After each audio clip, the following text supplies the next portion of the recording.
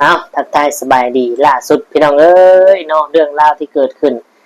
ล่าสุดเนี่ยได้ยินข่าวมาว่าไปบ่ได้อีกแหละไปกันบ่ได้อีกแหละบ่สมหวังกับน้องมินตาพี่น้องเอ้ยเนาะโอ้ยเป็นเพราะอีหยังพี่น้องเอ้ยมันก็มีหลายกรณีได้เนาะที่เฮาได้ติดตามและเฮาได้พิจารณาเบิ่งเนาะส่วนในมุมของทุกคำที่พิจารณาเบิ่งเนี่ยข้อหนึ่งที่ทุกคำมองเห็นเลยเนี่ยตอนแรกๆเราว่าเราตั้งใจมาแต่อเมริกาเนี่ยเพื่อมาแต่งงานกับน้องมินตา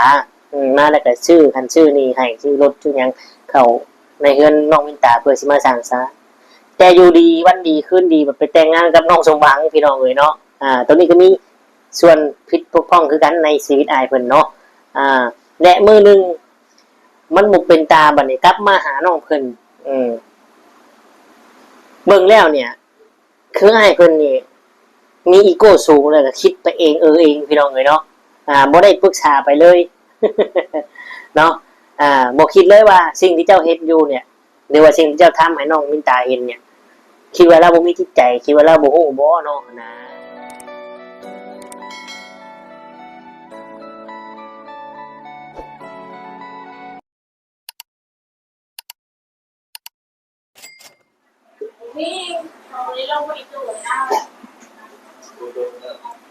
กราบทักทายสบายดีและสวัสดี FC พ่อแม่พี่น้องหมู่เพื่อนเบิ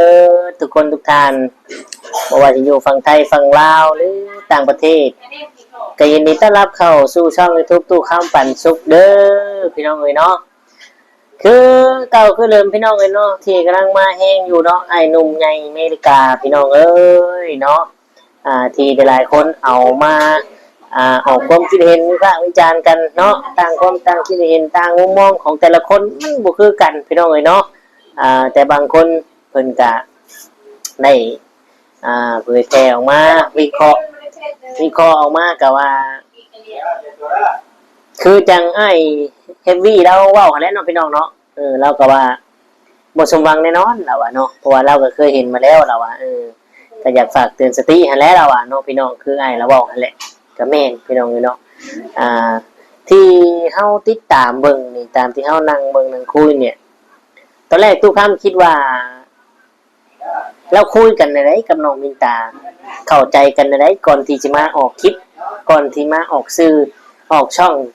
YouTube นี่พี่น้องเอ้ยเนาะแต่ปัญหามันเกิดเนี่ยคือเกิดปัญหาตัวข้อนี้ข้อเดียวพี่น้องเอ้ยเนาะน้องน้องมินตาเนาะเกี่ยวว่าน้องสมหวังนะพี่น้องน้องมินตานี่บ่มีจุดประสงค์สิออกสื่อออกน้ำอยากเฮ็ดเงียบๆว่าซั่นพี่น้องเอ้ยเนาะอยากแต่งเงียบๆแต่อ้ายเพิ่นนี่บ่อ้ายเพิ่นนี่อยากออกสื่ออ้ายเพิ่นน่ะอยากออกชื่อเพราะอยากให้ทุกคนรู้ว่าเฮาฮักกันระหว่างนี้หั่นน่ะพี่น้องเอ้ยเนาะในบัดนี้ที่เห็นคอมเมนต์นี่บางคนก็ว่าอ้ายเรานี่เว้าเองเองอืมตอนแรกทุกคำก็คิดว่าเราคุยกันเรียบร้อยแล้วที่เรามาออกคลิปนะพี่น้องแล้วเอาไปเอามาพี่น้องสุดท้ายเอาไปเอามานี่เอาไปเอามาคืออันบ่เป็นคือว่าบาดนี้พี่น้องเอ้ยเนาะคือว่าบ่เป็นคือว่าบาดนี้เอาจังได๋บาดนี้เนาะเฮาก็รอติดตามข่าวแต่ว่าตามที่เฮาติดตามเบิ่งหรือว่าได้ยินข้อมูลหรือว่าตามที่เพิ่นฮู้เนาะทุกคนที่ฮู้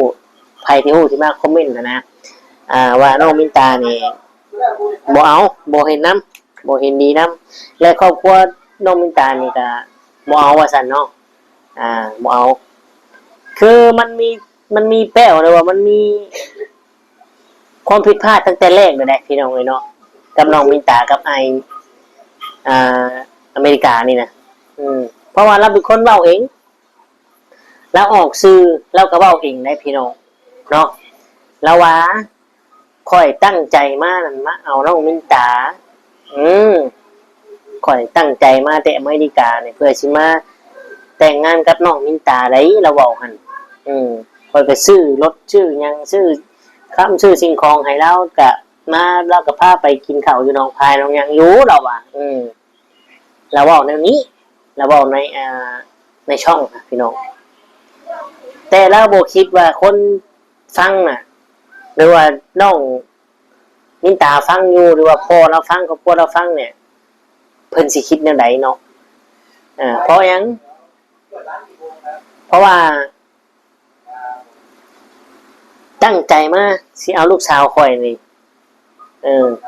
ตกลงปรงใจกันคุยกันเรียบร้อยแล้วมาสู้กันมาเห็นหน้าเห็นตาจนชื่อหันชื่อนี่เขาเฮือนเขาซ่านเลยแต่อยู่ดีขึ้นดีวันดีพี่น้องกลับไปแต่งงานกับคนบ้านตู้คำเฉยพี่น้องเอ้ยบ้านนี้เอาและทายลงช่องและคนก็แชร์ไปทั่วโลกแล้วก็เห็นหมด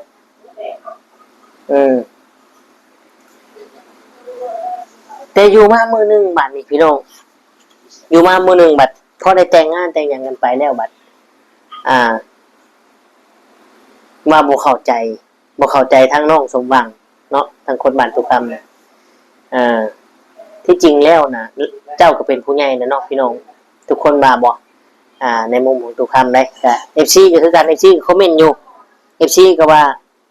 เพิ่นมีอีโก้สูงเกินไปน้องสมบังก็งามน่ารักอยู่ถ้าว่าน้องเอาแล้วก็ลดทิฐิลงแน่เนาะก็ค่อยปรับเปลี่ยนไปเพราะว่าวัยรุ่นเนาะพี่น้องวัยรุ่นมันก็ยังมีสังคมธรรมดาเนาะกินเหล้าเป็นเบียร์นะอันนี้เว้าในมุมตัวนั้นแต่มันก็จบไปแล้วนี่คือข้อเสียตัวนั้นที่เรายูนกันบ่ได้และมาข้อเสียตัวนี้พี่น้องมาข้อเสียเรื่องนี้เนี่ยทุกครั้งก็มีส่วนได้มีส่วนเรื่องนี้นะมีส่วนเรื่องที่แล้วว่า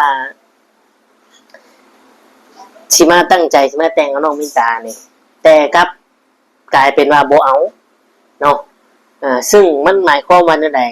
มันเหมือนฮักหน้าเราอ่ะเหมือนฮักหน้าน้องมินตาเลยว่าคือฮักหน้าครอบครัวเราหั่นน่ะ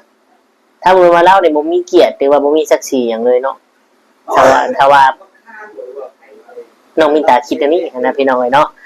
เพราะแต่ตัวคำก็คิดอยู่ได้ว่าโอ้เนาะแล้วว่าออกเองเนาะแล้วว่าออกซองเองนั่นแหละพี่น้องเห็นบ่แล้ววันนี้น้องเพิ่นก็เลยตั้งคำถามหรือเอาข้อนี้มาเป็นกลางกั้นไว้ว่าข่อยบ่ออกซื้อข่อยบ่อยากออกซื้อแล้วว่ะแต่ว่าอ้ายเพิ่นบัดไปออกช่องแล้วอยากให้โลกอยากให้ทุกคนฮู้อยากให้โลกฮู้ว่าเฮานี่ฮักกันแล้วอ่ะแต่บัดนี้มันบ่เป็นคือเราเว้ามันเหมือนว่าเราเนี่ยเว้าเองเองนั่นเพราะว่าน้องมินตานี่บ่ได้ฮู้เรื่องเลยบัดนี้พี่น้องเอ้ยเนาะนี่แหละต้นปลายสาเหตุทำให้ไปกันบ่ได้พี่น้องเอ้ยบัดนี้เอาแม่นความอ้ายเฮ็ดวีละว่าไอ้ดีเนาะบ่สมหวังพี่น้องเอ้ยเนาะ บ่สมหวังพี่น้องตายบาปอ้ายเราเด้บาดนี้พี่น้องเอ้ยเนาะแต่เราก็บ่ง้อดอกบ่สนดอกเบิ่งนี่เนาะแต่เราสัมภาษณ์ที่ผ่านมาเราก็ว่ามีคนอยากได้ข่อยเยอะแยะเราว่าอยู่เวียงจันทน์ก็อยากได้เราโดยเฉพาะเมียข่อยอยู่อเมริกาพุ่นก็ยังให้ยังห้องน้ำข่อยอยู่เราอ่ะเราบ่แค่อยู่แล้วเราเนาะพี่น้องเอ้ยแต่หลายๆคนก็เนาะก็เข้าใจเนาะว่าอยู่ต่างประเทศเนี่ยอยู่ประเทศนอกเนี่ยเพิ่นมีเงินเดือนให้คุ้มครองให้ เพิ่นคุ้มครองให้เนาะพี่น้องเนาะเพิ่นคุ้มครองให้เดือนละเท่านั้นดอนเท่านี้ดอนนั่นแหละและเป็นหยังบ่เก็บไว้ใช้ยามเป็นโรคป่วยเนาะทุกคนต้องเจออยู่แล้วนะพี่น้องเอ้ยเนาะ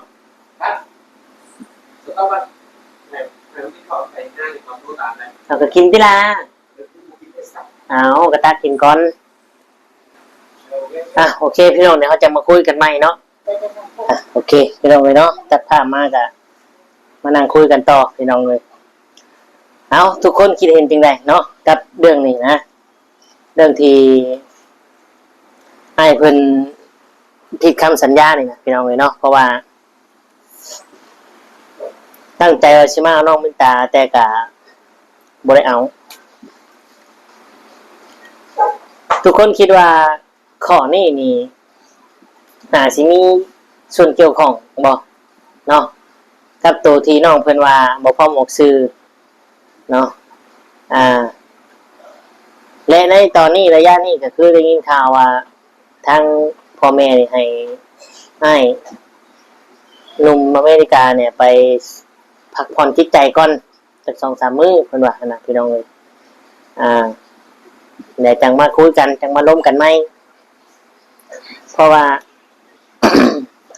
เพิ่นก็คือจะรับบ่ได้บ่ด้วยได้เนาะพี่น้องเนาะตอนแรกคือทุกคนคิดคือกันบ่ตอนแรกคิดว่าอ้ายเพิ่นเนี่ยมาออกชื่อมาออกช่อง YouTube มาให้ทุกคนสัมภาษณ์เนี่ยคิดว่าเพิ่นคุยกับน้องมินตาแล้วแล้วก็ว่าโอ้หักหลายแล้วพร้อมจะเลี้ยงดูและอยากให้ทุกคนฮู้อยากให้น้องฮู้ไปเลยออกช่องเลยแล้วว่าเฮานี่ฮักกันเนาะนะแล้วบอกนะพี่น้องถ้าว่าเรายังเห็นแบบนี้นี่ทุกคำเชื่อว่าอันนี้ก็บอกในมุมของผู้หญิงที่ว่าเก่งไปทางด้านนี้เนาะบอกในมุมมองของผู้หญิงที่เก่งไปทางด้านนี้นะพี่น้องถ้าว่าเขาเบิ่งอยู่เนาะเขาเห็นเจ้าอะไรนี่เขาฮู้แล้วว่าคำบอกคำจาแนวใดสิมัดใจเจ้าได้เนาะอีกอย่างเจ้าก็เป็นสายเปย์ที่รวดเร็วทันใจเนาะเจ้าสิเปย์ก่อนนะพี่น้องเลยถ้าว่าเจ้าเจอผู้สาวกลุ่มนี้เรียกว่าบุคคลที่เชี่ยวชาญทั้งเรื่องนี้อยู่แล้วเนี่ยโอ้ทุกคำว่าเงินเดือนเอา20 ล้าน40 ล้านกีบนี่บ่พอดอกพี่น้องเลยเนาะแต่กะมาเว้าถึงเนาะเรื่องที่น้องชายเราออกมาเว้าหันพี่น้องเลยน้องชายเราออกมาเว้าหันในทุกคำจะพาไปเบิ่งคลิปเบิ่งอันน้องชายเราออกมาอธิบายน้องชายเราเว้าให้ฟังหันเนาะพี่น้องเนาะว่ามันก็เป็นสิทธิของเราก็เป็นความสุขของเราและเฮาบ่มีสิทธิ์หยังเพิ่นว่าเนาะแม่นพี่น้องก็แม่นความเนาะเฮาเนี่ยบ่มีสิทธิ์หยังอยู่แล้วแต่ว่าเฮาเนี่ยมีสิทธิ์คอมเมนต์ได้มีสิทธิ์เว้าได้ในโลกโซเชียลเนี่ยเว้าได้อยู่เนาะแต่บ่เว้าในทางที่ว่าดูถูกและหมิ่นประมาทหรือให้โทษกล่าวโทษให้เราเนาะพี่น้องทุกคนเว้าน่ะก็มีแต่เป็นห่วงเตือนสติแล้วเนาะแต่ว่าน้องเราก็ว่าก็มีหลายคือกันคนที่คอมเมนต์มาหาเราบอกแน่เจ้านั่นเราก็จักสิบอกแนวใดเราว่าคนใหญ่แล้วเราว่านะพี่น้องเอาเดี๋ยวทุกท่านจะพาไปเบิ่งไปชมคลิปของเราว่ามันเป็นแนวใดเนาะชัดเจนจังไดเพราะว่ามันมี2คลิปเนาะพี่น้องที่ว่าน้องชายเพิ่นเนี่ยน้องชายของเพิ่นเนี่ยมาลงน่ะทุกคำมาลงเนี่ยคลิปก่อนนั้นน่ะทุกคำมาทุกคำลงแล้วแต่ MC ว่าบ่เห็นเนาะบ่เห็นเดี๋ยวทุกคำจะลงคลิปที่2ก็แล้วกันคลิปนั้นบ่เห็นแล้วก็อย่าไปเนาะปล่อยไปเดี๋ยวเฮาจะเอาคลิปนี้ลงให้ฟังให้เบิ่งให้ชมนำกันเนาะว่าเป็นจังไดนะพี่น้องเอ้ยเนาะไปถ้าว่าพร้อมแล้วก็ไปเบิ่งชมนำกันพี่น้องเอ้ยเรื่องราวนี้ก็ได้เนาะไปสิบ่ห้ามเราแต่ว่ามันคนใหญ่แล้วเราห้ามไปก็บ่ฟังเราพี่น้องเอ้ย จักสิว่าแนวใดเราเนาะเอามีแต่ว่าขอขอบคุณกับคน FC หลายๆเนาะที่เขาเอามือมาชมกดไลค์กดแชร์กดติดตามให้และกด Subscribe เด้อพี่น้องเด้อขอบคุณกับคนหลายๆเนาะไปลุย let's go บ่แล้วพระเจ้าบ่แล้วเรื่องอ้ายข่อยผู้นี้หรือบ่แล้วตื่นมาจนตกใจ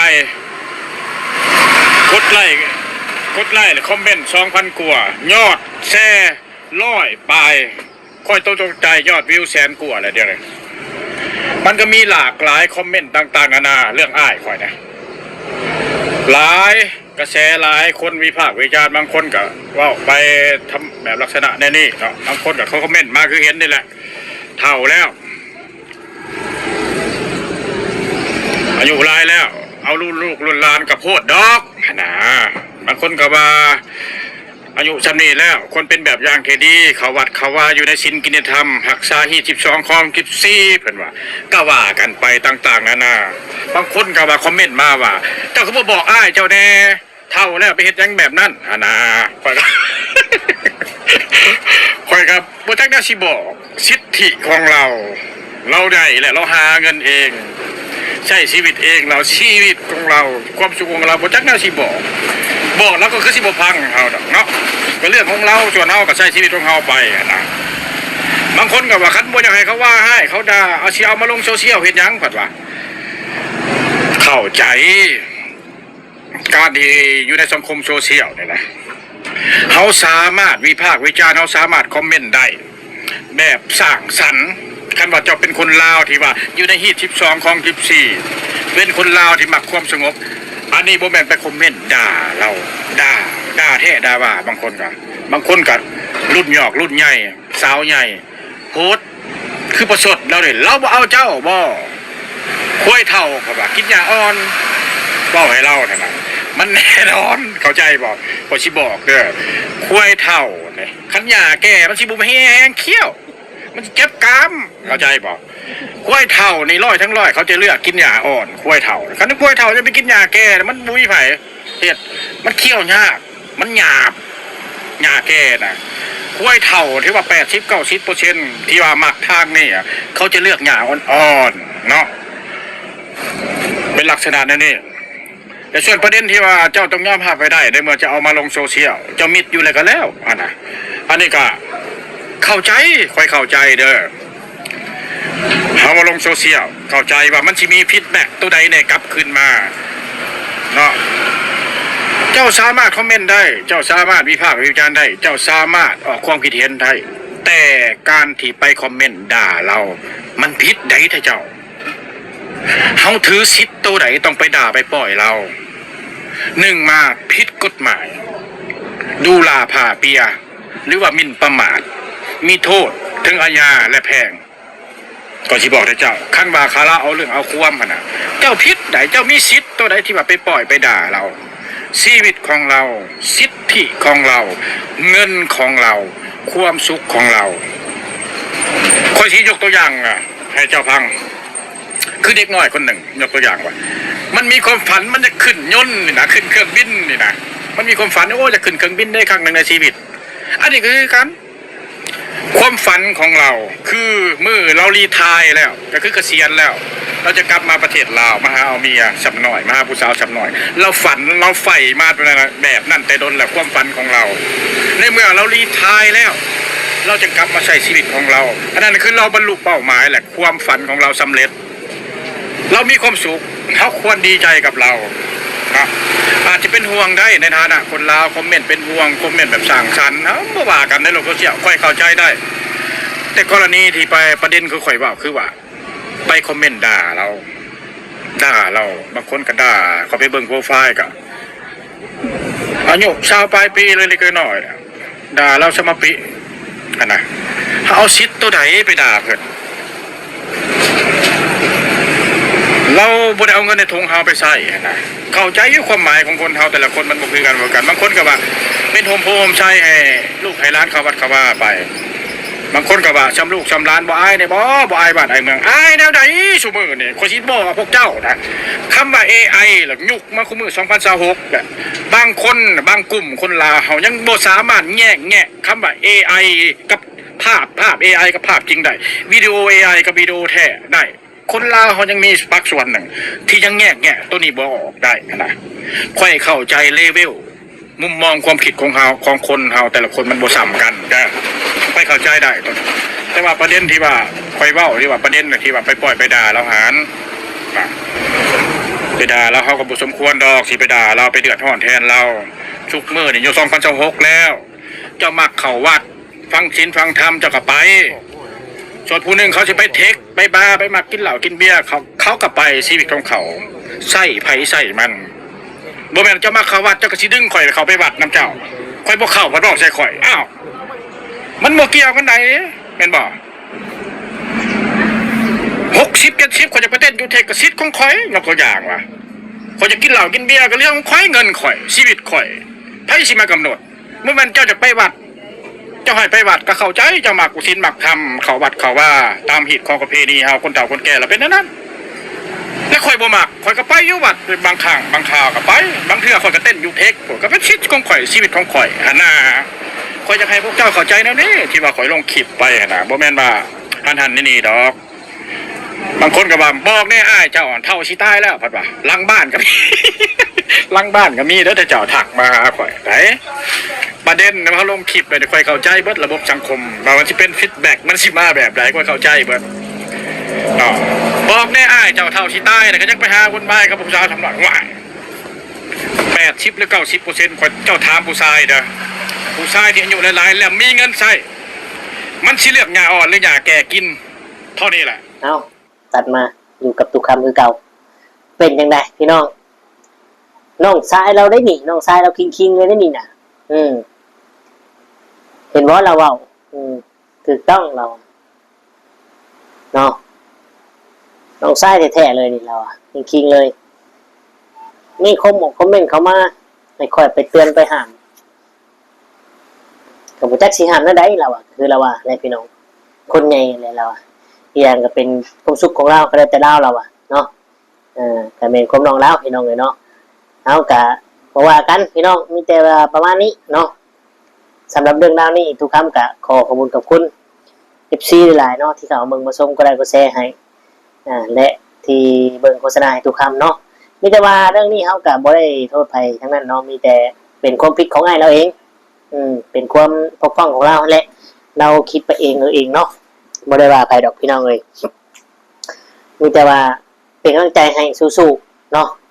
ให้ผ่านพ้นไปด้วยดีเนาะเอากะประมาณนั้นก็คือสิได้อำลาพระจักรแม่พี่น้องไปก็คือสิได้กล่าวคำว่าสบายดีและสวัสดีครับ